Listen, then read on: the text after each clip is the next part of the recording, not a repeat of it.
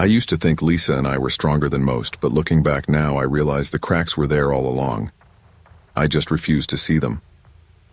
I was 34 when this all began, living in Bristol, England, in a tidy little semi-detached house that always smelled faintly of rain and printer ink. I worked from home as a freelance graphic designer. My world was small, my desk, my sketches, the occasional client meeting. I liked it that way. My life was about focus and routine. Lisa was the opposite. She was 31, a marketing executive who thrived on the chaos of deadlines, presentations, and after-work drinks. She was all color and noise, while I was black and white. When we first met, I admired that about her. The way she could light up a room, make friends instantly, draw attention without even trying. She used to joke, "You're the anchor, David, and I'm the sail." It sounded romantic back then, but sails can pull you far from shore. In the early years, our differences balanced each other. She dragged me to parties. I grounded her on quiet Sunday mornings. But by 2017, things were shifting. Her late nights at the office multiplied. Her phone was always face down on the table, notifications silenced. She laughed too hard at texts she wouldn't show me. I told myself I was imagining things. My last relationship before Lisa had ended badly. Cheating, lies, and I promised myself I wouldn't let paranoia poison this marriage. But suspicion has a way of whispering to you in the dark, even when you beg it to shut up. The first time I heard the footsteps, I thought it was my imagination. It was a Thursday evening, rain tapping against the windows. I was at my desk upstairs when I heard it. Slow, steady steps in the hallway outside our bedroom. I froze. Lisa wasn't home yet. "Hello?" I called, my voice cracking. No answer. The steps stopped right outside the door. I opened it, heart pounding. Empty. Just shadows and silence. I told myself it was the old floorboard shifting with the weather. Houses make noises, right? But when it happened again and again, always just before Lisa came home late, I started to wonder if those cracks in the glass weren't just in my imagination. The thing about working from home is you spend too much time in your own head. You notice things others might miss. The way someone's laughter doesn't quite reach their eyes, or how their phone buzzes twice before they excuse themselves to take a call. Lisa's excuses were stacking up. One night she didn't get home until 2 in the morning. When I asked where she'd been, she tossed her coat on the sofa and sighed like I was a child asking too many questions. "Client dinner," she said. "We had a big pitch coming up. You want me to fail at my job because you're insecure?" Her tone stung, but what hurt worse was the way she laughed afterward. A cold, dismissive laugh. I wanted to believe her. God, I wanted to. But the footsteps, the late nights, the secrecy, they didn't add up. One afternoon, she left her laptop on the dining table. She was in the shower, humming to herself. I told myself I wasn't going to snoop, but curiosity isn't a choice when your stomach is twisted in knots every day. I lifted the lid. Emails. Hotel bookings under her name. Not fancy business hotels, but small boutique places in Bristol. Friday nights. Always one night. Always 2 guests. When she came downstairs, towel wrapped around her hair, I confronted her. My voice shook as I read the names of the hotels out loud. "Who are you meeting at the Royal Inn every Friday?" Her reaction wasn't fear, wasn't guilt. It was amusement. She smirked. "You've really lost it, haven't you?" she said. "God, you're pathetic." Then she laughed. Laughed in my face like I was a joke. I stood there, humiliated, my hands trembling. That laugh cut deeper than the betrayal itself. Because in that moment, I realized she didn't even respect me enough to lie properly. The first time I saw him, I thought it was coincidence. A man leaning against a black car across the street from our house. Dark jacket, shaved head, broad shoulders. He didn't look like a neighbor. He didn't move for hours, just smoked cigarettes and watched. The next day I saw him again, outside the cafe where I sometimes worked, sitting 2 tables away, pretending to read a newspaper but never turning the page. By the third time, I knew it wasn't chance. Midnight. I was upstairs sketching when I glanced out the window. There he was again, standing across the street under a lamppost, face half hidden, watching the house. I told Lisa, "There's a man following us. I've seen him 3 times now." She rolled her eyes. "Not everything revolves around your imagination, David." But there was something in her expression I couldn't place. Not annoyance, not fear, something closer to satisfaction. She was hiding a smile. That night, the footsteps came again. Louder this time, not slow and cautious, but deliberate, heavy. And for the first time, they didn't stop outside the door. They rushed forward. I didn't even have time to stand before he was in the room. The man from the car, the man from the cafe. Muscular, eyes like stone, a knife glinting in his hand. And behind him, Lisa, not screaming, not shocked. Calm.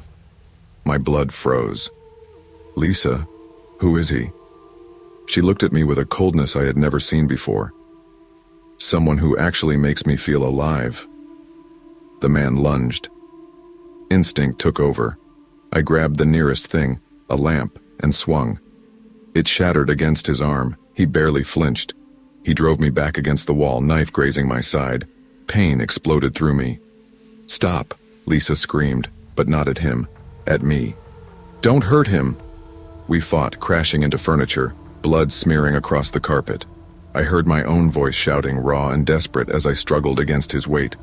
Somehow I kicked him off long enough to grab the phone and dial 9999. The sirens came minutes later, but to me, it felt like a lifetime. By the time the police burst in, I was on the floor bleeding, the stranger pinned against the wall by 2 officers. Lisa was screaming, but not for me. For him. The aftermath was a blur of stitches, bandages, and questions. The police told me the man had a record: assaults, theft, stalking, dangerous, unstable. And Lisa? She claimed she didn't know. But I'd seen the look in her eyes that night. She knew exactly who he was. She left the next morning. No apology, no goodbye. Just packed her things into 2 suitcases and walked out with him. I stayed. The house felt like a tomb, the air heavy with silence. But some nights when I worked late, I still heard the footsteps. Slow, deliberate, stopping right outside my door. Maybe it was my imagination. Maybe it was trauma. Or maybe some cracks in the glass never really heal. Trust is the foundation of every relationship. But once broken, it's nearly impossible to rebuild. Ignoring red flags, silencing your instincts, or clinging to denial only deepens the cracks until everything shatters. Love cannot survive without honesty, respect, and safety. And sometimes the bravest choice is not holding on, but walking away before the footsteps reach your door.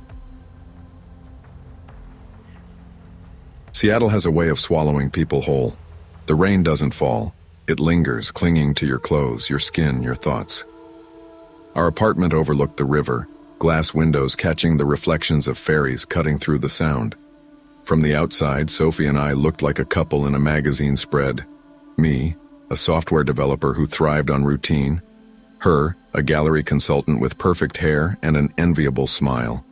6 years of marriage, 6 years of what I thought was stability. But cracks in glass don't always start loud. Sometimes they whisper. The first crack came when Sophie's phone never left her hand. She kept it face down, silenced, her thumbs moving quickly when she thought I wasn't looking. Then came the late nights, gallery events, art inspections, dinners with clients. At first, I didn't question it. She had a career that thrived on appearances. But slowly, her explanations grew thinner, her absences longer. One evening I asked, "Sophie, are you okay? You've been so distant lately." She laughed lightly, brushing her hair back. "I'm fine. You're imagining things. Just tired, that's all." I wanted to believe her. God, I did. I told myself I was paranoid, that her ambitions were pulling her in directions I couldn't always follow. But then I started noticing details I couldn't ignore. Receipts from places she never mentioned. perfume lingering in the air even when she claimed she'd gone straight from work to bed. A red scarf folded neatly on the couch, one I'd never seen before. One night, I woke at 2 a.m. to the faint hum of her voice on the balcony. She whispered into the phone, her tone low and warm, a softness she hadn't used with me in months. I listened, frozen in bed, my chest tightening. When she came back in, I pretended to sleep. I kept my breathing steady, but inside, something fractured. I wanted proof. I wanted certainty. Because the thing about betrayal is, it doesn't just hurt. It makes you question whether you've been blind your entire life. The night I followed her was the first time I realized the rain wasn't just weather, it was cover. She said she had a work dinner. She wore a black dress I'd never seen before, her lips red, her hair falling loose around her shoulders. "Don't wait up," she said, almost as an afterthought. I waited until she left, then slipped on my coat. The streets glistened under the sodium lamps as I followed from a distance. She walked quickly, heels tapping against the wet pavement until she reached a sleek black sedan parked near the corner. The driver stepped out, tall, older, well-dressed, with the kind of confidence that radiated danger. He opened the door for her, and she laughed, a sound I hadn't heard in months. She touched his arm as she slid inside. My stomach clenched.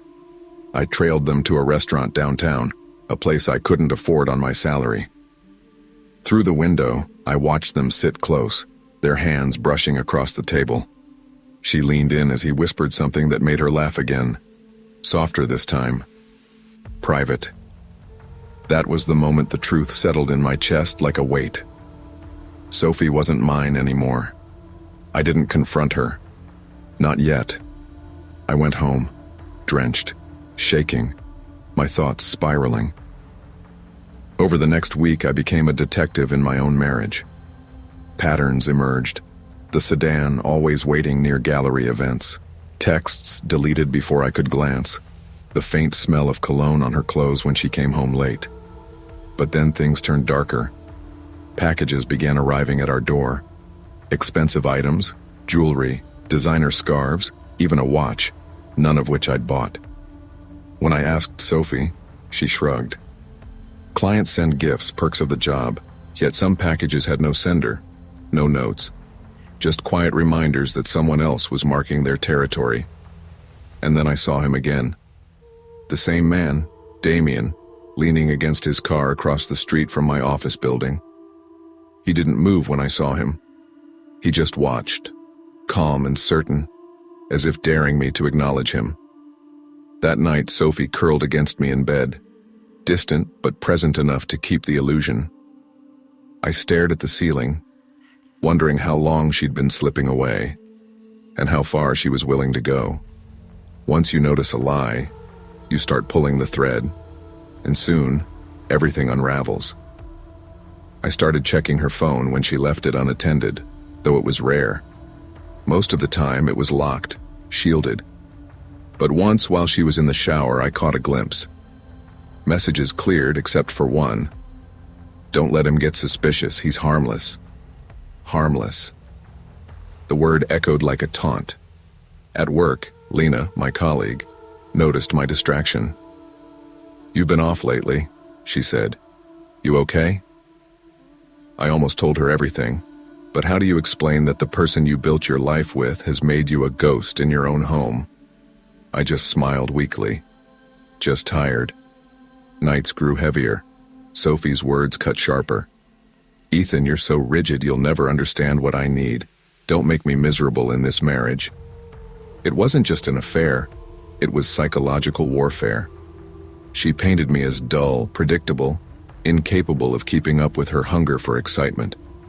Every time I tried to reach her, she pushed me further away, making me feel invisible, smaller. And Damien? He was everywhere, passing by my office, standing at the grocery store across from our apartment. Once I came home to find him in the lobby, speaking casually with our neighbor Henry. He looked at me as if he owned the ground I walked on. I began to wonder, was this just about Sophie? Or was Damien pushing further, staking a claim in my life, not just my marriage? The nights grew colder. The rain outside the windows felt endless. And the silence between Sophie and me wasn't silence anymore. It was contempt disguised as calm. The night it all broke open was one of those storms that made the entire city flicker with power outages. The river outside churned under the wind, and our apartment was lit only by the dim glow of candles. I'd had enough. "Sophie," I said, standing in the middle of the living room. "I know about Damien. I've followed you. I've seen everything." She looked up from her glass of wine, unflinching. Her smile was small, almost amused. "You think knowing is enough? You can't stop what's already begun. You're too predictable." My fists clenched. "Why? Why him?" She tilted her head. "Because he sees me. He gives me what you can't. You live in your routines, Ethan. You're safe. But I don't want safe anymore." Before I could respond, a shadow moved at the edge of the candlelight. Damien stepped forward from the hallway, his presence filling the room. "Evening," he said smoothly, as though he lived there. My heart pounded. "Get out." He smirked, blocking the door. "Not until we settle this." The fight erupted fast. Chairs toppled, glass shattered. He was stronger, but desperation gave me an edge. I grabbed the nearest thing, Sophie's vase, and smashed it against the floor, shards scattering. He slipped, and in that moment I lunged, shoving him hard into the corner. I shouted for help, loud enough that Henry, our neighbor, rushed in. Damien cursed, staggering as Henry dialed the police. Sophie stood in the corner, arms crossed. Not a scream, not a tear, just silent amusement, as if watching a performance she had directed. When the police arrived, Damien was dragged out in handcuffs, charged with stalking and harassment. Sophie didn't defend him. She didn't defend me either. She just packed a bag the next morning and left, without a word. After Damien's arrest, silence filled the apartment. But it wasn't peace. It was aftermath. Sophie was gone. She left behind a few clothes, her books, and the faint smell of her perfume in the closet. No note, no apology, just absence. I tightened the locks, installed cameras. Every late-night knock made my heart jump. Every unfamiliar car idling outside sent a chill down my spine. Sometimes I'd swear I saw a black sedan across the street, headlights off, waiting. Henry checked in often. "You're stronger than you think," he said once. Maybe he was right, but I didn't feel strong. I felt emptied, gutted by betrayal that went deeper than infidelity. Months passed. I went back to work, tried to focus on code, on systems that made sense because people no longer did. I laughed occasionally with Lena, found small routines that made the days bearable, but at night, when the rain hit the windows, I remembered Sophie's words. "You'll never understand what I need." She was right. I never understood. Not her hunger, not her recklessness, not her cruelty. What I did understand, finally, was that love, real love, doesn't destroy. It doesn't leave you questioning your worth or fearing every shadow. Seattle rain never really stops. It lingers, soft and heavy, like the memory of betrayal. But it also washes. It teaches you that no matter how deep the cracks, the glass can be replaced. Slowly, carefully, with patience. I'm still rebuilding. Betrayal doesn't always arrive with screams or slammed doors. Sometimes it comes quietly, disguised as charm, validation, or excitement. But love that thrives on lies is not love at all, it's possession. Trust is the foundation of any relationship, and once broken, it takes more than apologies or passion to rebuild. Real love is steady, not manipulative. It gives strength instead of stripping it away. If you ever find yourself questioning your reality, your worth, or your safety because of someone else's actions, walk away. Because no marriage, no relationship, is worth losing yourself to. I used to think of my life as safe, maybe even predictable. A neat little package of morning routines, school drop-offs, and steady work hours. My name is Ryan Prescott, And for the longest time, I believed I had built something stable. A family, a home, a sense of order I never had as a kid. I grew up with betrayal baked into the walls of my childhood. My father had a knack for disappearing, always with another excuse, another lie. Sometimes it was business trips that didn't exist. Sometimes it was women who weren't my mother. The fallout was brutal, and trust became something I never gave away lightly. So when I married Vanessa, I thought I had beaten the odds. She was ambitious, magnetic, the kind of woman who could light up a room at a networking event or family barbecue. We had 2 kids together, Emily, 5, and Noah, 3. They were my anchor. When I tucked them into bed each night, I felt a peace I never thought possible. Our townhouse on Maplewood Drive looked like every suburban dream. A lawn I kept trimmed on Saturdays, bikes leaning against the garage, toys scattered across the backyard. It felt like safety. But looking back, maybe I mistook appearances for truth.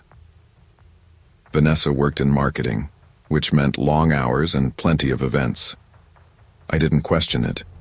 I was busy too, working as an IT consultant. Our schedules overlapped enough that we needed help, so we hired Sophie, a college student from down the street. At 22, she was bright, eager, and our kids adored her. She was practically family.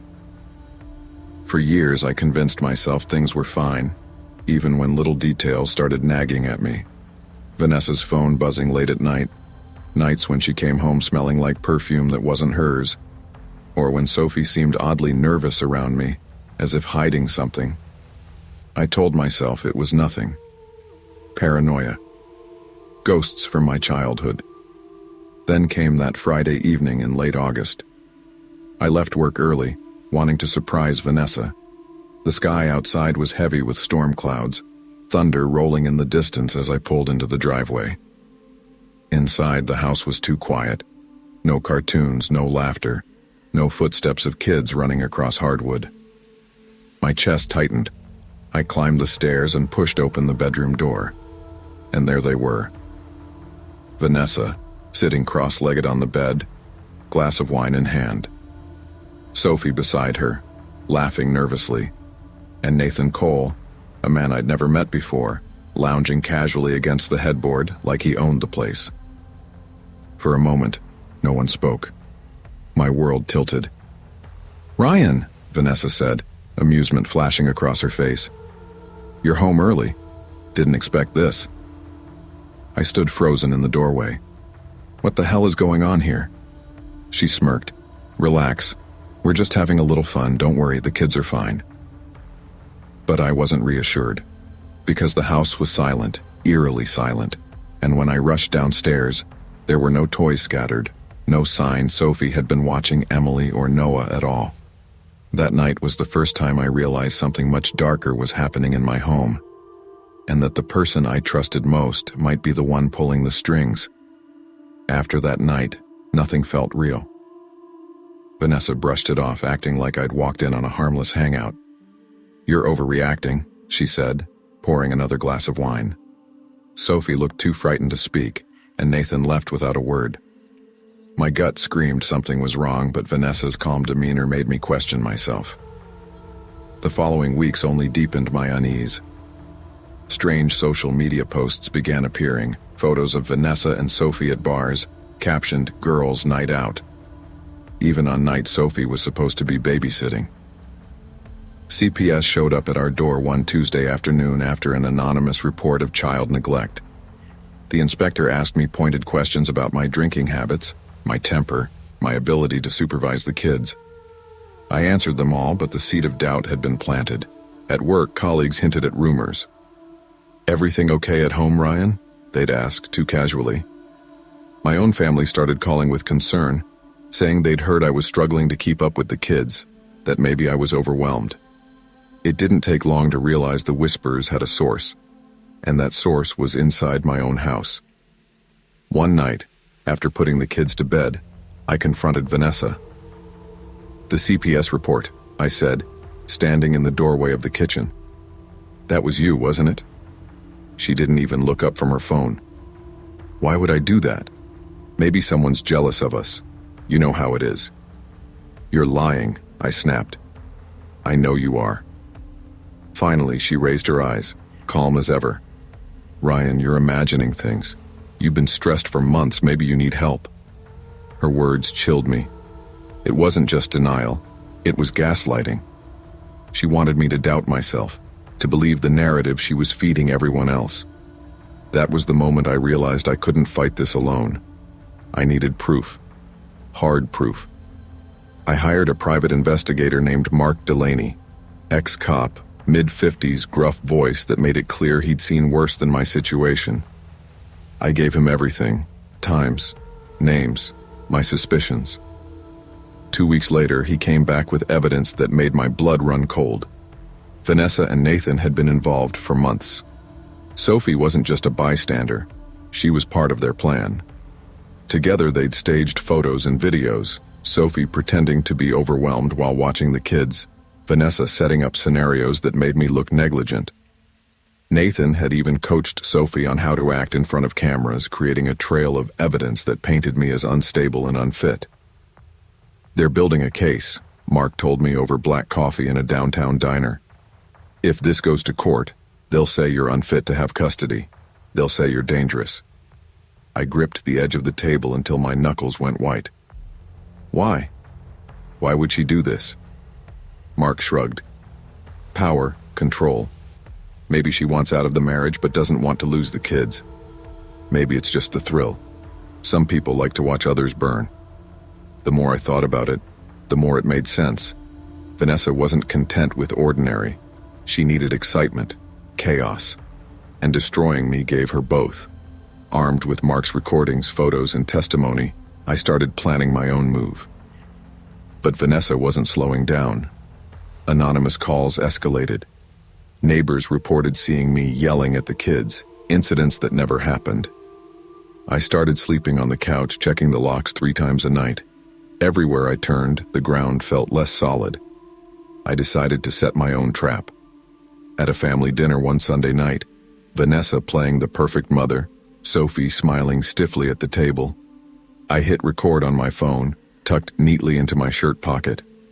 When the kids ran upstairs to play, I leaned back and said, I know everything, Vanessa. The babysitter, Nathan, the photos, the CPS calls. It's over. For a split second, her mask slipped. Her lips curled into a bitter smile. Do you? She said softly. Or are you just imagining it again? Everyone already thinks you're unstable, Ryan. That's the beauty of it. You can scream the truth all you want, but no one will believe you. Sophie's fork clattered against her plate. Nathan, who had joined us uninvited, chuckled under his breath. I kept my voice steady. I've recorded everything. The lies, the manipulation. It's over. The silence was heavy. Then Vanessa laughed, a sharp, cruel sound. You think winning means anything? She said. People already see you as the bad guy. I'll disappear, and you'll pay for doubting me. That night, she packed a bag. Sophie followed. Nathan was already waiting outside in his car. They left without looking back, leaving Emily and Noah sleeping upstairs as if they were pieces of luggage too heavy to carry. For the first time in weeks, the house was quiet, and I was alone with the children, the only part of my life that still made sense. The private investigator's files saved me. When CPS came again, I handed them the recordings, the photos, the documentation Mark had compiled. Slowly, the tide began to turn, but the damage was deep. Neighbors still looked at me with suspicion. Friends were cautious, unsure what to believe. Even family took time to understand the full scope of Vanessa's manipulation. Emily and Noah were the ones who suffered most.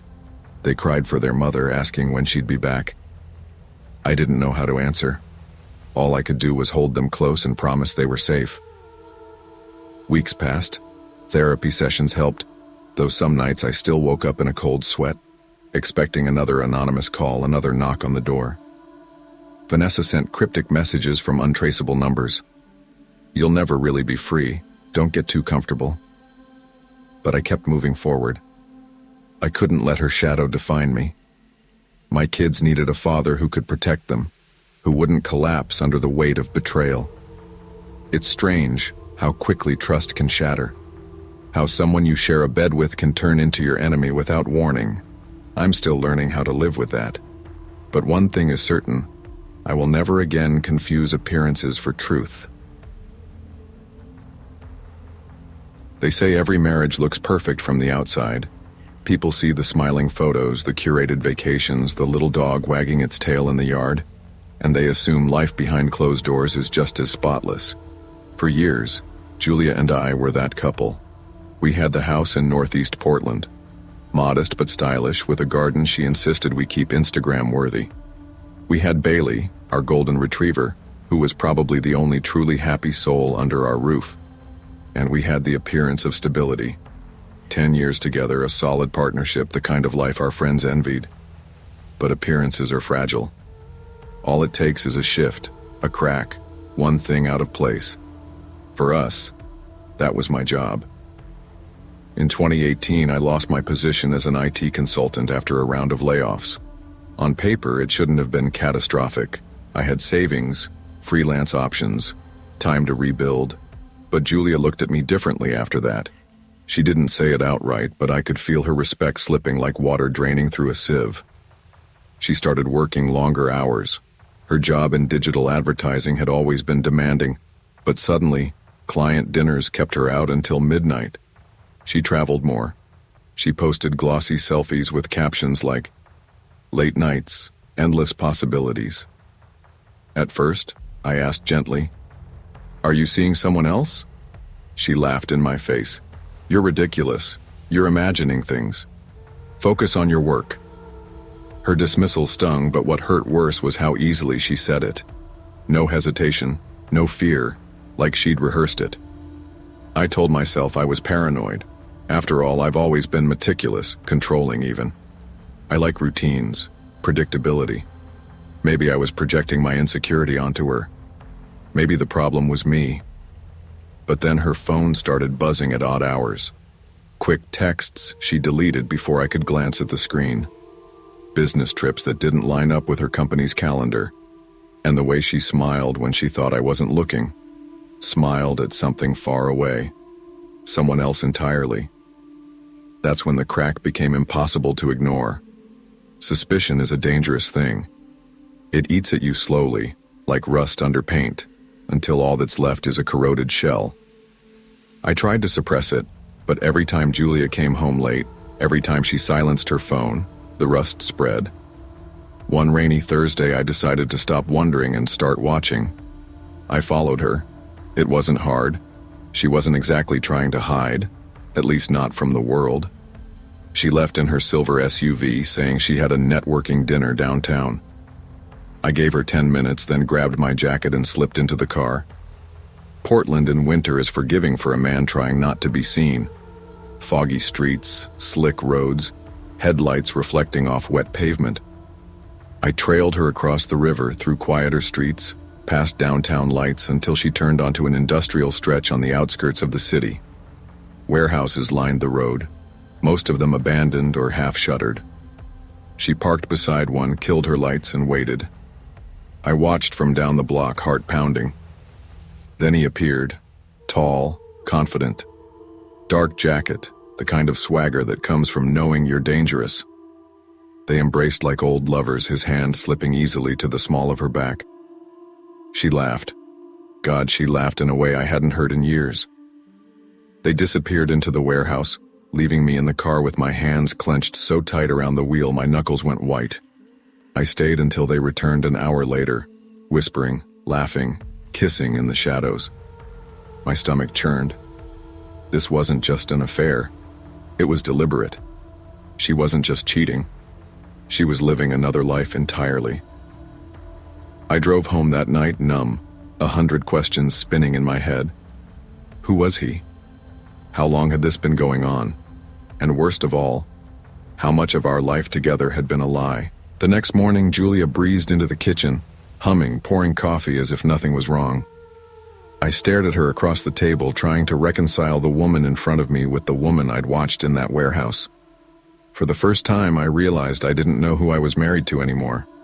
I told myself I needed proof, evidence, something undeniable. Confrontation without it would only end with her laughter, her gaslighting, her smile that said, "You're crazy, Mark."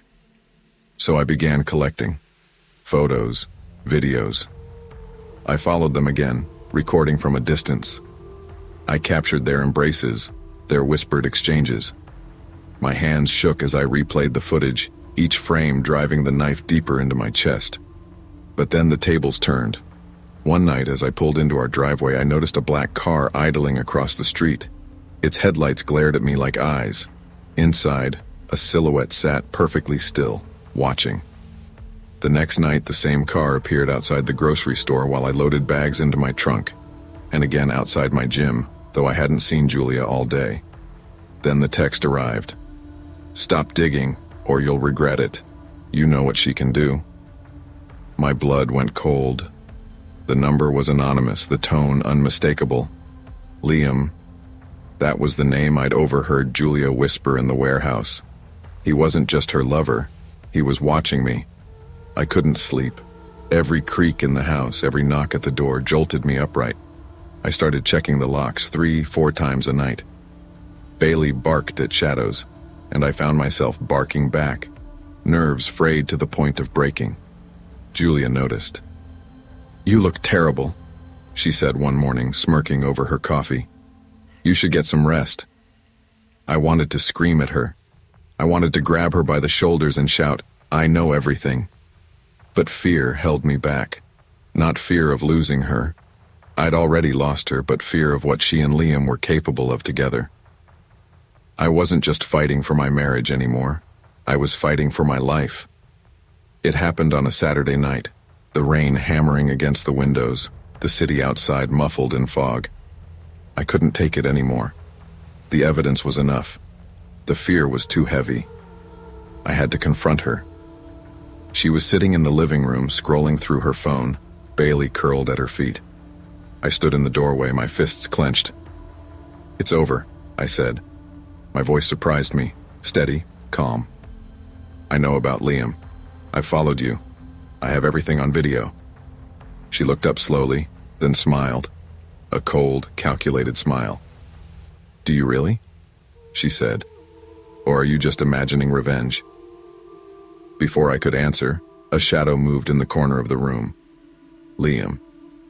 He stepped out from the dark hallway, broad shoulders filling the space, a grin on his face. "Evening, Mark," he said, voice low and smooth. My stomach dropped. He'd been here the whole time. I backed toward the door, but he was faster. He lunged, slamming me against the wall. Pain shot through my ribs. I fought back, shoving, swinging, anything to break free. Bailey barked wildly, but Julia just stood there, watching, smirking. The scuffle was messy, desperate. I managed to grab a lamp and smash it across Liam's arm, enough to stagger him. Blood trickled down my face, my vision blurred, but instinct pushed me forward. I bolted for the door, stumbling into the rain. Behind me, I heard Julia's voice, not panicked, not scared, but sharp and angry. "Don't let him go." That voice burned worse than any bruise. I spent the night at a friend's apartment, bandaging cuts, shaking with adrenaline. By morning, I went to the police. At first, they doubted me. Cheating spouses, domestic disputes, they've heard it all. But when I showed them the videos, the texts, the recordings, their expressions hardened. They took me seriously. Within weeks, Liam was arrested. Assault, stalking, a rap sheet longer than I'd imagined. But Julia, she slipped through their fingers. By the time the police came knocking, she was gone. Social media wiped clean, accounts deleted, no forwarding address. It was as if she'd never existed. I kept the house. Bailey needed stability, and so did I. But the walls felt hollow. Rain against the windows reminded me of fists against my ribs. Every knock at the door made me flinch.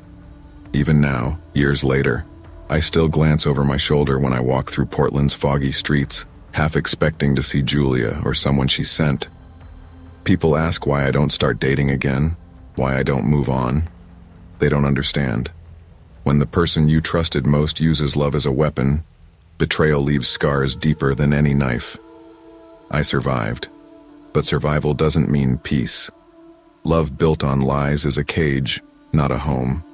Ignoring red flags, silencing your instincts, or clinging to appearances only gives manipulators more power. True love demands honesty and respect. Without it, you're not a partner, but a prisoner. Sometimes the bravest thing you can do is walk away, even if it means stepping into the storm alone. I never thought a house could feel like a stranger. When Megan and I first moved into 47 Willow Crescent, it felt like the kind of place people romanticize. High ceilings, a wide staircase with polished banisters, and a fireplace that seemed to promise cozy winters. A Victorian, old bones but charming, the kind of house you imagine filling with kids and laughter. 7 years later, it felt haunted, and not by ghosts. Megan and I had been married long enough to have collected habits more than memories. She was 35, a freelance interior designer who thrived on creativity, long hours, and the admiration of her clients. I was 38, a software engineer whose life ran on routine. Coffee at 7:30, code review at 9, takeout Thai on Fridays. Where she loved spontaneity, I found comfort in predictability. A year ago, Megan confessed she'd cheated while on a business trip in Seattle. His name was Leo Hawkins, 40, a marketing consultant. She swore it was brief, a fling that meant nothing. She wept at our kitchen table and told me she loved me, that she wanted us. I grew up in a house poisoned by lies. My father's cheating had torn my parents apart, and I promised myself I'd never repeat that story. So I forgave her, not because I trusted her, but because I wanted to believe forgiveness was stronger than suspicion. But shadows linger. It started small, calls at 12:30 a.m., silence at first, then heavy breathing, then my name, whispered low and unsettling. I thought it was some prank until I noticed the scratches on the back door, thin claw-like marks around the lock. Probably raccoons, Megan said, her laugh too casual. But raccoons don't whisper my name. I installed cameras. For a week, nothing. Then one night I saw Megan outside beneath the street lamp, speaking with a tall man in a black coat. I watched her hand him something metallic, a key. I confronted her the next morning, trying to mask my panic. "Where were you last night?" I asked. "At the studio," she said, pouring coffee like we weren't standing on a cliff's edge. "Your phone shows you across town."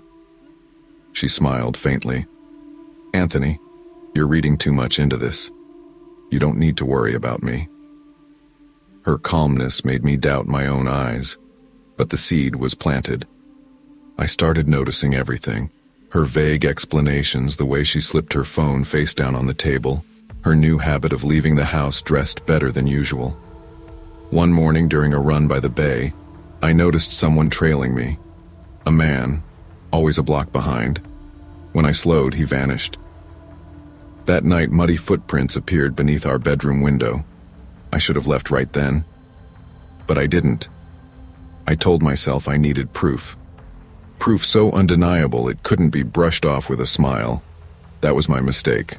Because by then, Leo Hawkins was already back in Megan's life, and forgiveness had bought him a front row seat into mine. Suspicion is like a crack in a window. At first, it's small. You tell yourself it's nothing, but every day, with every gust of wind, it spreads. I started digging. I followed Megan once, discreetly, pretending to stay late at work, but really trailing her cab across the city.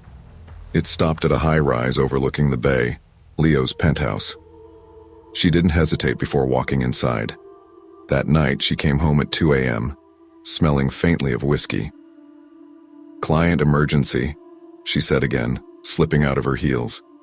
I just nodded, my chest a tight knot. At work, I started receiving anonymous envelopes. No return address. Inside, photographs. Me leaving the house, jogging by the water, sitting in traffic. Each note included a message scrawled in thick black ink. "You don't deserve her." She was mine first. "You can't protect her from me." I knew it was Leo. The man wasn't just having an affair with my wife, He wanted me to know. He wanted me afraid. One night I tried to confront Megan calmly. "Are you still seeing him?" I asked, my voice trembling despite my best effort. Her eyes didn't flinch. "No, I told you that's over." "Then why do I keep finding lies?" She set her glass down hard enough to crack. "Because you don't trust me, Anthony, you never have." Her ability to flip the blame left me speechless. I sat in silence while she stormed upstairs. Alone in the kitchen, I stared at the half-empty wine glass and realized I wasn't fighting for her anymore. I was fighting for a marriage she'd already abandoned. The phone calls grew more frequent. Always 12:30. Sometimes just breathing, sometimes whispers. "She's not yours. You don't know what she wants." Sleep became impossible. I checked locks twice, 3 times. I dreamed of footsteps outside the door. My body lived in a state of permanent adrenaline, waiting for the moment Leo would stop taunting and finally act. And yet part of me still couldn't let go. Forgiveness had turned into obsession. If I left, it felt like admitting defeat. If I stayed, I might lose everything, including my life. The breaking point came on a rainy Thursday night. I returned home early from work and heard voices upstairs. Megan's voice, low and soothing. A man's voice, deeper, sharper. My chest locked as I climbed the stairs. Leo was standing in my bedroom. Broad shoulders, sharp suit, eyes that burned with the thrill of being caught. Megan stood between us, pale and trembling. "Anthony," Leo said smoothly, like we were old friends. "I was just visiting." "In my house?" My voice cracked. He smiled. "Your house. Her house. It's all the same, isn't it?" I lunged before I even realized what I was doing. My fist caught his jaw, but he barely staggered. He shoved me hard, sending me into the dresser. Megan screamed. "You think you can keep her?" Leo roared, his face twisted with rage. "She was mine before you ever laid eyes on her." Megan grabbed his arm. "Stop, Leo." But he threw her aside like she was nothing. I scrambled up, blood running down my temple. For a moment I thought he'd kill me. His hands curled into fists, his eyes wild. But then he stepped back, laughing. "Not tonight. You're not worth the jail time." He left the house with Megan chasing after him. I collapsed onto the floor, my chest heaving, the room spinning around me. That was the night I realized forgiveness had become a weapon. She wasn't protecting me, she was protecting him. And I was just the fool standing in the middle of their twisted game. News spreads fast on Willow Crescent. Neighbors whispered when they saw the broken lamp through the window, the blood on my shirt, Megan storming out with Leo. She never came back. Not to pack, not to explain. Just gone. The following week I moved into a small apartment in the Mission District. 2 rooms, cracked walls, the faint smell of smoke from the taqueria downstairs. It wasn't home, but at least it was mine. The letters didn't stop, though. One arrived taped to my door, a photo of Megan laughing with another man at a bar. Scrawled beneath it, "She'll never be yours." She was never anyone's. I realized then that Leo wasn't Megan's only danger. She chased thrill like oxygen, and men like him would always circle her. She'd abandoned me, but not the chaos she thrived on. I changed my number. I avoided the bay, avoided the house, avoided the past. But safety never came. I checked locks 3 times every night, slept with the light on, flinched at every phone buzz. Forgiveness hadn't freed me. It had chained me to a ghost. Months passed. I rebuilt, piece by piece. Therapy, long walks, work that numbed my brain. I told myself the worst was over. Then one night another envelope slid under my apartment door. Inside, a single photograph. Megan, smiling, her arm wrapped around a stranger I didn't recognize. The handwriting at the bottom chilled me. Round 2. I sat in silence, the photo trembling in my hands. The shadows had followed me here. That's when I finally understood. Evil doesn't always knock down your door in the form of monsters. Sometimes it slips in quietly, wearing a smile, asking for forgiveness. And sometimes when you grant it, you invite it to stay forever. Forgiveness is powerful, but blind forgiveness can destroy you. Trust is not rebuilt by ignoring lies, but by confronting truth. When we choose to look away from red flags, we give dangerous people permission to control us. Love cannot survive without honesty, and forgiveness without boundaries becomes weakness. Protect your peace, even if it means letting go of the person you once believed you couldn't live without. I've always believed that truth is fragile, not truth itself, but the trust that surrounds it. My father taught me that the hard way. He was a man who told lies so casually that by the time my mother realized the depth of his deceptions, money gone, friends betrayed, it was too late to fix what was broken. He left us with nothing but debts and suspicion. So when I married Lily 10 years ago, I promised myself I would never allow lies to rot us from the inside. I wanted a marriage built on solid ground, not shifting sand. And for a while I believed I had it. We bought a brownstone at 214 Chestnut Street in Boston's Beacon Hill neighborhood. Cobblestone streets lined with gas lamps, mist curling around in the early mornings like something out of a painting. Lily loved the history of it, the way the old wood creaked under our footsteps. She said the place had character. I agreed. I worked as an investment analyst. Long hours, plenty of numbers, plenty of pressure. Lily worked as an art curator, always darting between gallery openings, fundraisers, and private showings. She was magnetic at those events, the kind of woman who could light up a room with her laugh. I admired that about her. Maybe envied it too. But somewhere in the last year, small things began to shift. Lily's phone was always on silent. Her explanations for late nights were vague, and sometimes she returned home with that look in her eye, distracted, distant, like she was keeping a part of herself locked away. I told myself not to overthink. I had a history of suspicion, and I knew how easy it was to spiral. So I bit my tongue, swallowed my doubts, and kept moving. But then one evening, walking home later than usual, I cut across the street and happened to glance up at the second-floor window of our neighbor's house, Norman Briggs. And that's when I saw her.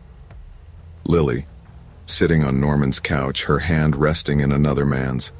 She was laughing, leaning toward him with that smile I thought belonged to me alone. I froze on the sidewalk, breath caught in my throat. The sight burned into my mind like a photograph I couldn't tear up. My stomach twisted as I turned away and stumbled back to our brownstone, hands shaking. That night when Lily came home, she kissed me on the cheek, kicked off her shoes, and asked what I wanted for dinner. She acted as if nothing had happened, and I sat there staring at her, wondering if my life had just cracked open like my father's once had. After that night, I couldn't stop watching her. From the study on the second floor, I had a clear view across the street into Norman's windows. I knew it was wrong, spying on my own wife, but I couldn't let go of what I'd seen. Every evening, I sat there in the dark, peering through the blinds, waiting for some sign. Sometimes Lily appeared in those windows again, sometimes not. But whenever I thought I caught her silhouette, she seemed off, distracted, as though she were acting for someone else. Inside our own home, strange things began to happen. Objects misplaced, her scarf draped over a chair I knew she hadn't used, books moved from my desk, faint whispers at night that made me jolt awake. I told myself it was stress, overwork, paranoia creeping in, but deep down I wasn't sure. Finally I asked her. "Lily," I said one night as she poured herself a glass of wine, "are you seeing someone?" Her expression didn't change. She didn't even flinch. "Thomas," she said carefully, setting the glass down, "you're imagining things again. Maybe you need to take a break from work stress." I wanted to scream. Instead, I nodded and let it go, for the moment. But my suspicions grew heavier with each passing day. I found myself drawn back across the street, this time not just watching, One late night, when the neighborhood was quiet, I crept over to Norman Briggs's house. He was an odd man, reclusive, rarely seen except for late-night walks with his cane and his muttered conversations with no one in particular. People called him eccentric. The back door gave way too easily, and inside the house, dust and clutter coated everything. But what stopped me cold were the walls. Dozens of photos, all of Lily. Some at gallery events, some outside our brownstone, and some, God help me, intimate, private moments inside our home. Photos that had been digitally altered to place her with men I didn't recognize, including the one I thought I had seen her with. My blood turned to ice. Looking for something? The voice came from behind me. Norman Briggs stood in the doorway, eyes glinting, his smile wide and unhinged. "You think you know your wife, Thomas," he said softly, "but I've been watching, planning. She's mine in the story I wrote." I confronted Lily that night. My words came out like shards of glass. "I saw the photos. In Norman's house, did you know?" She went pale, her wineglass slipping from her hand and shattering on the floor. "What photos?" she whispered. When I explained, her eyes filled with tears. "Thomas, I swear to you, I never. Whatever he has, it's not real. I didn't know." And part of me believed her. But another part, the scarred part from my father's lies, ached with doubt. Norman had engineered something grotesque, a false affair, fabricated with doctored images and careful staging. But the genius of it was how it fed into my existing suspicions. He didn't just want Lily, he wanted me broken.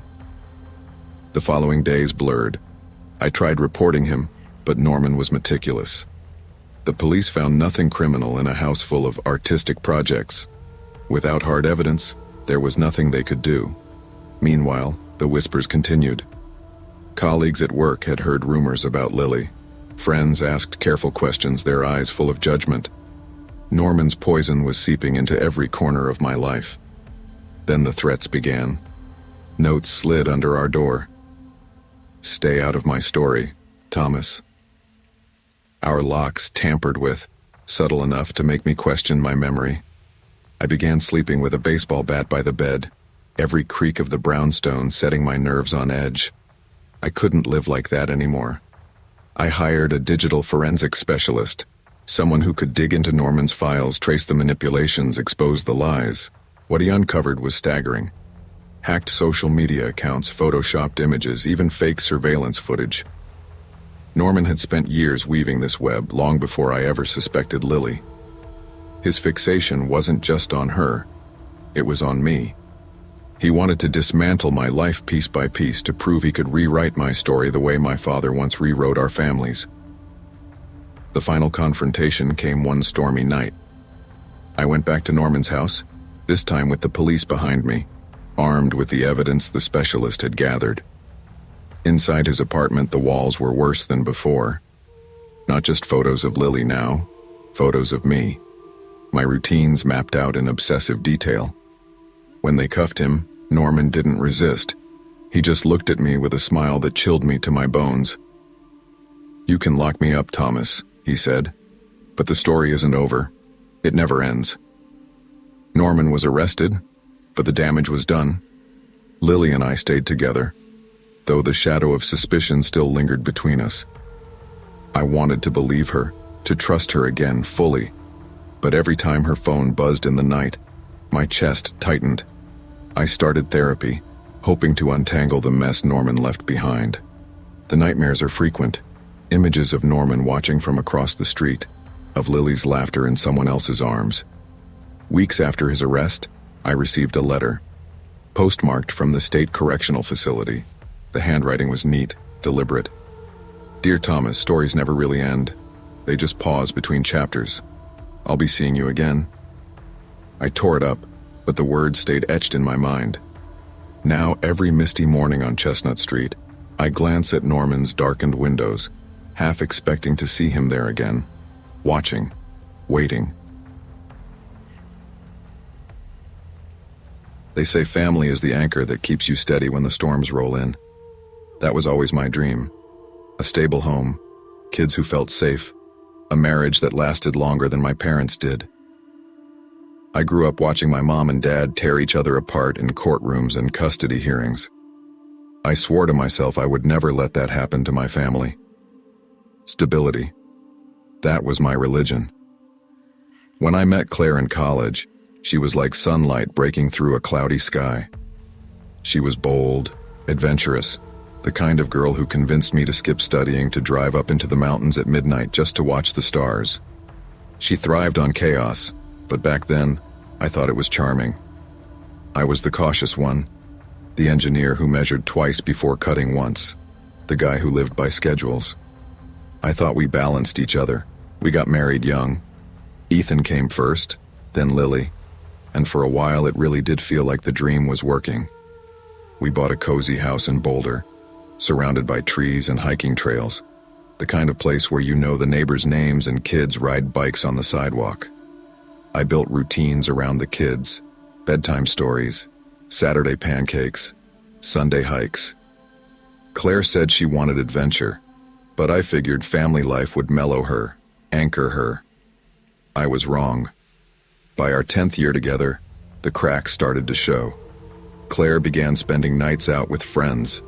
She posted pictures online from parties I wasn't invited to. She was the kind of woman who craved attention, who thrived when people were watching. I kept telling myself it was harmless. I made excuses. She's just blowing off steam. She's still young at heart. The breaking point came one night when she asked me to try swinging. Against every fiber of my being, I said yes, thinking maybe it would satisfy her. Maybe it would keep us together. I hated it. She loved it. I stopped after one time, but she didn't. She called me boring and controlling, like my desire for stability was some kind of cage. I should have seen the writing on the wall then. Instead, I doubled down on being the responsible one. I kept the house running, took care of the kids, made sure bills were paid, and she slipped further away, like sand running through my fingers. The real warning came from someone I never expected, Amy Collins, my childhood friend. We'd grown up on the same street, walked to school together, drifted apart in college, but kept in touch over the years. Amy knew me better than most, maybe better than Claire ever tried to. One rainy evening in the spring of 2018, Amy asked to meet for coffee. I thought it was just to catch up, but the moment I saw her face, I knew it was something else. "Daniel," she said, stirring her drink. "I need to tell you something. It's about Claire." My stomach tightened. "What about her?" "She's been bragging," Amy said carefully. "To friends, to people I know. She's sleeping around, more than one guy. And she's been talking about money. Your money. She said something about planning a way out, maybe even divorce." I stared at her, numb. "That doesn't sound like Claire." Amy gave me a look. "You've always wanted to believe the best in her, but you can't ignore this anymore." That night I went home in a fog. Claire was on the couch, scrolling through her phone, glass of wine in hand. She looked up at me and smiled like nothing was wrong. I wanted to believe Amy was mistaken, but once you hear something like that, you start to see everything differently. I noticed the receipts first. Fancy dinners at places we'd never gone together. Then the phone calls she took in the bathroom, the quick deletions of messages. A bottle of wine I hadn't bought tucked in the trash. When I confronted her gently, trying not to start a war, she smirked. "Claire," I said, "I know you've been meeting someone else. Is that true?" She didn't even blink. "You're imagining things again. Stop being paranoid. It was the same trick she always used. Make me doubt myself. But this time I couldn't shake the feeling that she was preparing for something bigger, something worse than just affairs. And the kids, Ethan and Lily, were starting to notice. Ethan asked me one night, "Why isn't Mom home for dinner anymore?" Lily cried when Claire left with a suitcase and didn't come back for 2 days. That's when fear turned into resolve. I couldn't let Claire's chaos destroy the only thing that mattered more than my pride, my children. I tried to be civil. I tried to talk. But Claire wasn't interested in saving our marriage. She wanted to win. When I pushed harder about her drinking, her absences, her secret spending, she flipped the script. Suddenly, she was the victim. She started telling neighbors that I was controlling, even abusive. She raised her voice in public arguments, making me look like the aggressor while she played the wounded wife. One night, she called the police after a fight we had about the kids being left alone. She told them I shoved her. I hadn't even touched her. Luckily, I'd started recording our conversations on my phone. I played the audio back for the officers, which proved she was lying. They left, but the look she gave me afterward was chilling, like I'd ruined her perfect play. I realized then that Claire wasn't just reckless. She was dangerous. If she could convince the world I was an abuser, she could take Ethan and Lily from me. She could ruin everything. So I fought fire with fire. I recorded everything. I saved receipts, messages, witnesses. Amy became my ally, keeping track of Claire's nights out and the things she bragged about to mutual friends. The house became a battlefield. Claire would vanish for days, then return acting like nothing was wrong.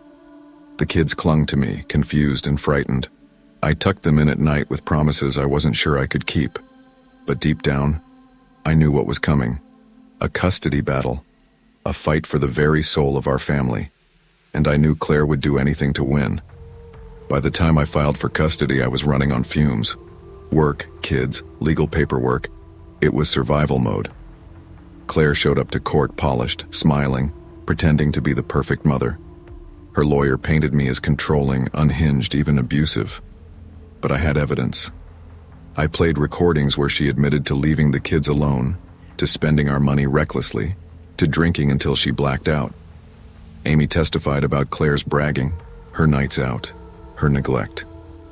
The judge listened carefully, eyes narrowing as the truth came out. When Claire tried to cry on the stand, her story unraveled under cross-examination. Finally, the judge's gavel came down with words I'll never forget. Daniel Hartman will have sole custody of Ethan and Lily. Claire Hartman's visitation will be supervised.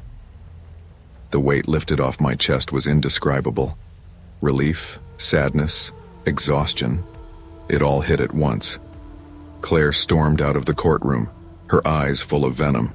She checked herself into a mental health facility shortly after, though whether it was voluntary or forced, I never found out.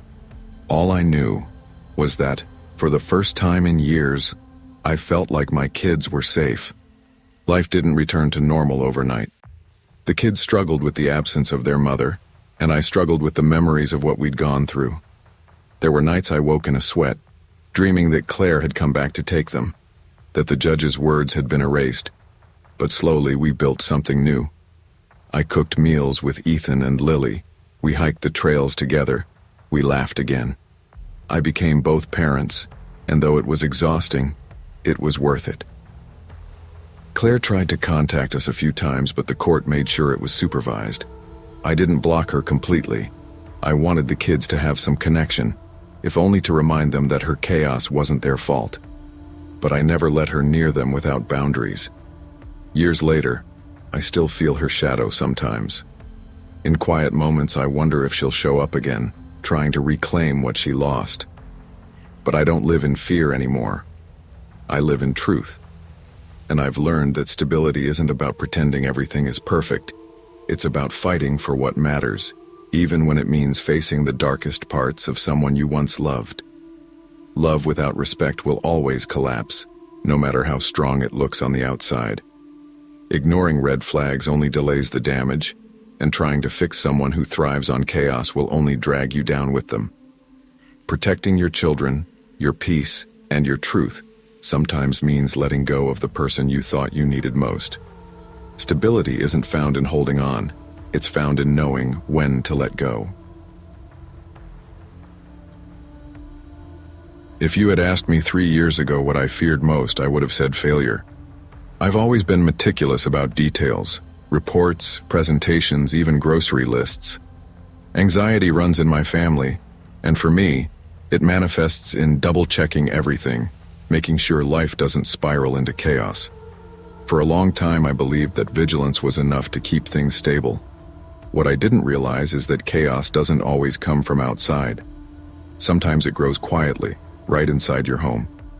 I met Emily at a design conference in Seattle, back when she was still freelancing on small projects. She had this restless energy, like she was always on the edge of something bigger. I was a marketing executive, steady and detail-obsessed, the kind of guy who carried a planner everywhere.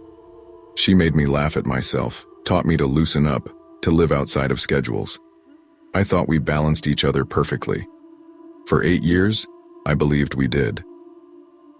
Our condo at 58 Pineview Terrace overlooked Lake Union, and in summer, the sunsets painted the water gold.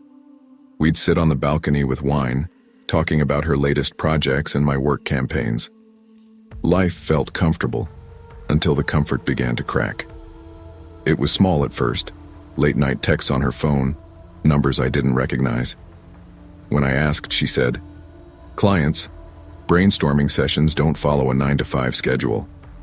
Her smile disarmed me and I forced myself to believe her, but names like D or Shadow didn't sound like clients. Then came the night I followed her. She told me she was heading to her studio downtown, but instead, she slipped into a black SUV parked near the condo. I expected the car to pull away, but it didn't. It stayed, engine idling, lights off, as if waiting for me to make a move. 20 minutes later, it drove off. Too smooth, too deliberate, like someone staging a scene. That's when the fear started creeping in. Not just fear of losing her, but fear of something larger, something orchestrated. Within weeks, I began noticing strange signs. Videos of me arriving at work appeared in anonymous emails. Notes showed up on our doorstep. Handwritten messages like, "We see you," or "Careful what you ignore." At first I thought it was coincidence, maybe a prank, but the notes became personal. They mentioned my morning jogs by the lake, my favorite coffee shop, even the brand of sneakers I wore. One night I found her studio laptop abandoned near the pier, screen glowing faintly with open design files. "Emily, why was your laptop out by the pier at midnight?" I asked. She smiled, tilting her head like I was being silly. "You're imagining things. Sometimes I work wherever I can get inspiration." I wanted to believe her. God knows I tried. But the truth is, when you already struggle with anxiety, doubt doesn't just knock, it moves in. Every sound in the night, every flicker of headlights outside the condo became a signal that I was being watched. And I was. I just didn't know yet that the person orchestrating it all was the same woman I kissed goodnight every evening. The stalking escalated in ways I couldn't ignore. Packages I didn't order appeared at work. Gadgets, odd trinkets, even a burner phone wrapped in black tape. My coworkers whispered about the weird deliveries. My boss pulled me aside, asking if I was okay.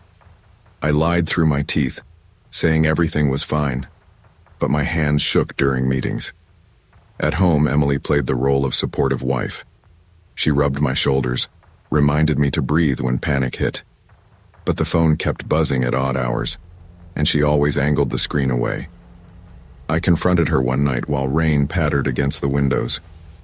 "Why do I keep finding things I can't explain?" I asked. She put down her wine glass, her face calm, almost rehearsed. "Ryan, you've been under so much pressure. With your anxiety, it's easy to connect dots that don't exist. You need to trust me." Trust me. 2 words that cut both ways. I hired a private investigator. His name was Griffin, a wiry man with tired eyes who'd seen too many messy marriages. I gave him everything: the SUV sightings, the notes, the laptop by the pier. He listened, scribbled in a notebook, and finally said, "If she's hiding something, we'll find it." 3 weeks later, Griffin called me into a diner booth and dropped a folder on the table. Inside were photographs of Emily with a man I didn't recognize at first. Tall, dark hair, sharp features. His name was Derek Stanton, Griffin explained, a driver with a background in tech security. He wasn't just Emily's lover. He was the one orchestrating the stalking. The SUV was his. The notes, the videos, even the emails. Derek was creating chaos around me while slipping into Emily's arms. I stared at the photos until my vision blurred. Why? I asked, voice barely audible. Griffin sighed. Because when people want to cover an affair, sometimes they build a bigger distraction. You're not just being cheated on, Ryan. You're being played. The betrayal was layered. Not only had Emily broken our vows, but she'd allowed someone to weaponize my anxiety to make me doubt my own sanity. That night I confronted her. My hands trembled as I asked, "Why are there videos of me? Is this about the affair?" She didn't flinch. Instead, she leaned against the counter, eyes cold. "You never really noticed me, Ryan. Maybe now you'll pay attention." It was the kind of answer that burned more than denial. After that night, reality itself began to twist. Emails were sent from my accounts that I didn't write. Coworkers received strange messages from me. Packages I never ordered arrived weekly, some harmless, some bizarre, like a child's toy smeared with red paint. I knew it was Derek's doing. His tech skills made him invisible, always one step ahead. And Emily? She gaslit me at every turn. "Ryan, you're paranoid," she said one morning, brushing her hair in the mirror. "Maybe you should talk to your therapist about upping your meds." She said it sweetly, but her smile was razor sharp. One night I followed her again. She slipped into the condo's underground parking garage. I stayed far enough back to avoid being seen. When I turned the corner, I saw her pressed against Derek, kissing him like I never existed. I stepped forward, my voice breaking. "Emily!" She spun, her face flashing with annoyance more than guilt. "This is your fault," she spat. "Your suspicion made him hostile. Do you see what you've done?" Her words hit like a hammer. She wasn't even trying to deny it. She was rewriting the story, making me the villain. I felt like the ground had vanished beneath me. Piece by piece, the puzzle fell into place. The stalking, the SUV, the notes. It wasn't random. It wasn't paranoia. It was Emily and Derek together, orchestrating everything. I confronted her one final time in the condo, the city skyline glowing through the windows. My voice cracked but stayed steady. "You set this up, all of it. Me, the SUV, the videos, everything." Emily smirked, her eyes glittering with something colder than hate. "I told you to trust me. Maybe now you'll understand that some people lie to survive boredom." Boredom. That was her explanation. Years of love, trust, and support, shattered because she wanted excitement. I didn't hit her, I didn't scream, I just walked away. Because in that moment I realized nothing I said would matter. She wasn't the woman I married. She was a stranger who had worn Emily's skin. I moved out the next morning. Took only essentials, clothes, laptop, books. I left the condo, the balcony, the sunsets. They belonged to ghosts now. Emily disappeared for weeks. Cryptic emails arrived in my inbox. Half-finished sentences, strange phrases like, "still watching" or "not done yet." Derek vanished too. Whether they were together or not, I didn't care anymore. I took time off work, checked into therapy, tried to reclaim pieces of myself. Anxiety still stalks me, but now I know the difference between fear born in my head and fear planted by others. Some nights, I walk by Lake Union and watch the boats drift lazily across the water. Life feels quieter now, but I move cautiously. Not just because I fear another Derek or Emily, but because I know how easily reality can be bent by someone you trust. The scariest part isn't that she betrayed me. It's how deeply she made me doubt my own sanity. That's a wound slower to heal than any broken heart.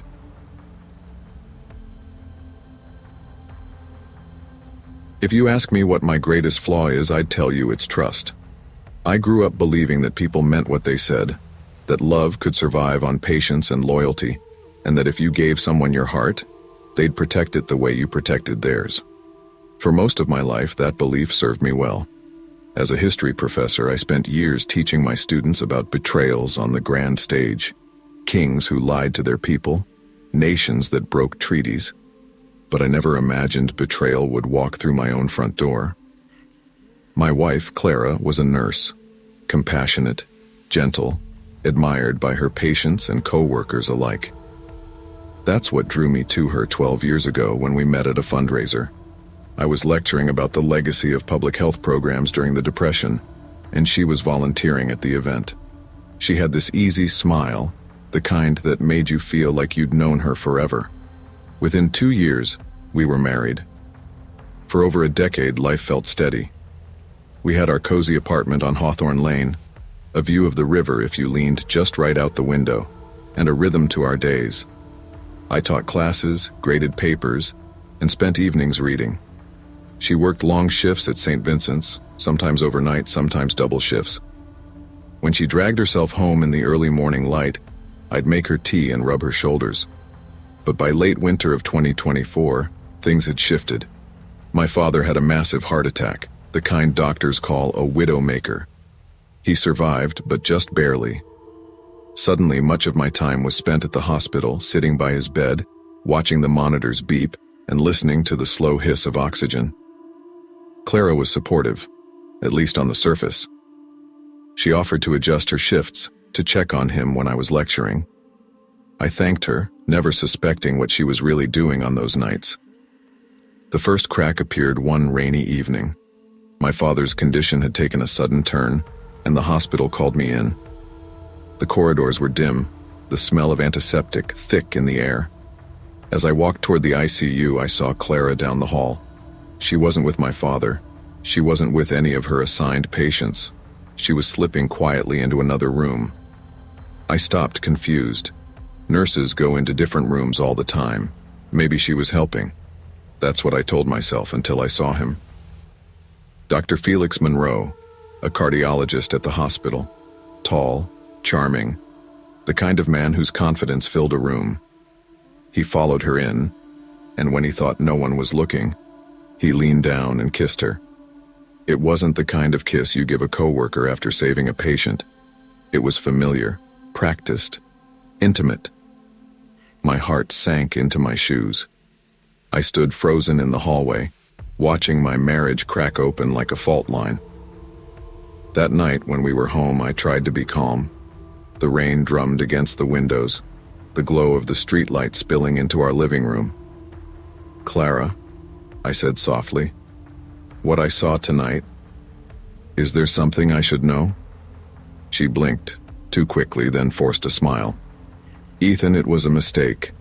A stupid moment. Please, I don't want this to ruin us." Her words were quick, rehearsed.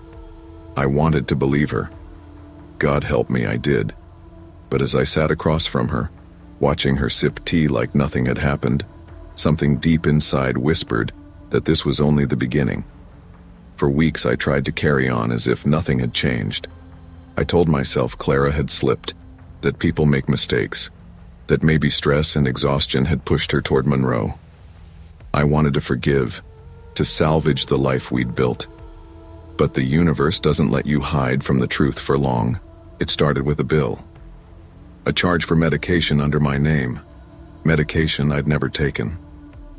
At first I thought it was an insurance mix-up. Hospitals screw up paperwork all the time. I called the provider, who confirmed the prescription had been filled at the hospital pharmacy. When I pressed, they grew vague. "Perhaps your wife picked it up on your behalf." Then another bill arrived, and another, all in my name. Medications, procedures, even small claims tied to patients I'd never met. At the same time, I noticed Clara becoming distant. She'd leave late at night saying she had extra rounds, or that Monroe needed her help with a research paper. She came home tired, distracted, her phone buzzing with messages she never let me see. When I confronted her about the bills, she brushed it off. "You're imagining things," she said, her voice calm but sharp. "Maybe you're just stressed with your father being sick. Let me handle everything, Ethan, trust me." Her words were a knife twisted into my chest. Trust me. Trust had been the foundation of our marriage. Without it, what were we? I started checking our bank account. Money was missing. Transfers I didn't make, withdrawals I couldn't explain. When I asked Clara, she told me she'd been paying off credit cards or covering family emergencies. But when I pressed for details, her answers unraveled. At night, I'd lie awake, staring at the ceiling while she slept beside me. I wanted to believe in her, to hold on to the woman I'd married. But the evidence kept stacking, brick by brick, walling me off from the man I used to be. One rainy evening, unable to stand the uncertainty, I hired a private investigator. His name was Carson, a retired cop with a gruff voice and sharp eyes. I gave him everything I had: bills, statements, fragments of suspicion, and asked him to find the truth. When Carson called me 2 weeks later, his voice was grim. "Ethan, your wife isn't just cheating. She's running a scheme. Insurance fraud, falsified prescriptions, embezzlement. And Monroe, he's not just her lover, he's her partner in crime." My knees buckled as I listened. The affair wasn't about passion. It was about power. Money. A web of deceit spun right under my nose. And by staying loyal, by signing papers without question, by being the trusting husband, I was part of it. Unwittingly, I'd become an accomplice. The confrontation happened in our apartment late at night, rain hammering against the windows. I sat at the kitchen table with the documents spread in front of me. Bank statements, emails, even testimony Carson had gathered from patients. Clara walked in, setting her bag down like it was any other night.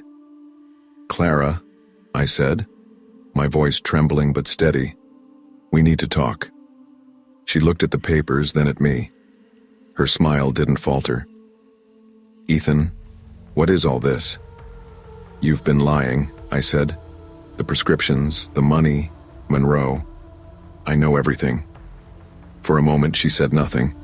Then she laughed, a cold, hollow sound that chilled me to the bone. "You always wanted to believe in the good," she said. "That's your weakness. You think love is enough to blind you from the truth." My hands shook. "Clara, this isn't love. This is fraud. You've been using me." Her eyes hardened. "And you let me. You signed everything without looking. You believed every excuse.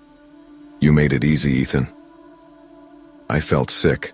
The woman I had shared 12 years with, the woman I had trusted with every vulnerable part of myself, stood before me like a stranger. That night the mask came off completely. Clara wasn't compassionate, wasn't gentle. She was ambitious, ruthless, and I was just collateral damage in her climb. Clara didn't stay after that night. Within a week she was gone. Clothes missing, bank account drained, no forwarding address. Dr. Monroe vanished too, leaving behind only whispers in the hospital hallways. For months I lived under the shadow of investigation. The police questioned me, the insurance companies grilled me, colleagues eyed me with suspicion. I was cleared legally thanks to Carson's evidence, but the stain lingered. My reputation cracked. My students whispered. Friends stopped calling. I'd walk along the river on rainy nights, staring at the dark water, wondering how my life had unraveled so quickly. Trust had been my strength, but it had also been my downfall. The apartment on Hawthorne Lane felt like a grave. Every corner reminded me of her, the sound of her laugh, the smell of her shampoo, the way she used to curl up on the couch. I boxed everything up, left the keys on the counter, and moved into a smaller place closer to campus. But even then I couldn't escape. Some nights I'd wake to the phantom buzz of her phone, the echo of her voice saying, "Trust me. It's been 2 years since Clara left, but the scars remain." I still walk the river trails watching the rain blur the lights of Portland. I still hear my father's voice telling me, "Son, love is supposed to lift you up, not break you down." Clara taught me something I wish I'd never learned. Betrayal isn't always about love. Sometimes it's about greed, ambition, the hunger for power. And the people who betray you the deepest are the ones you'd least suspect, the ones you trusted with your whole heart. I've rebuilt my life in fragments. Teaching helps.